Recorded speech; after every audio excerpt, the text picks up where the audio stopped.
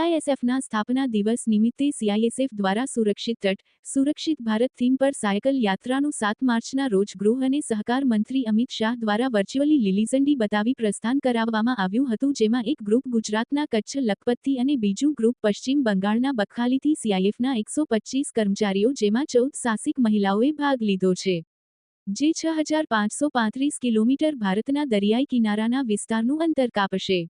લખપતથી નીકળેલા सीआईएसएफના કર્મચારીઓ સુરત સાયકલિસ્ટ મિત્રો દ્વારા સ્વાગત કરવામાં આવ્યું હતું। આ બાદ આજરોજ આ રેલી સુરત ખાતે આવી પહોંચી હતી। સુરતની તાપી કિનારે सीआईएसएफના જવાનોએ તાપી કિનારે સાફ સફાઈ કરી હતી। કચ્છથી લઈને કન્યાકુમારી સુધીના કોસ્ટલ વિસ્તારમાં આ રેલી ફરી રહી છે અને લોકોમાં જનજાગૃતિ ફેલાવવાનું કાર્ય પણ કરી રહી છે। सीआईएसएफ કમાન્ડર અને સુરતના સાયકલ મેયર અનિલભાઈ મરડિયા અને ઓલપાડ તાલુકાના ભાડુંત ગામના વતની ધર્મેન્દ્ર પટેલ પણ આ રેલીમાં જોડાયા। આ રેલીમાં સુરતના હજારો સાયકલ વીરોએ સાથ આપ્યો। सीआईएसएफના કર્મચારીઓ આ પ્રસંગે ઉપસ્થિત રહ્યા હતા।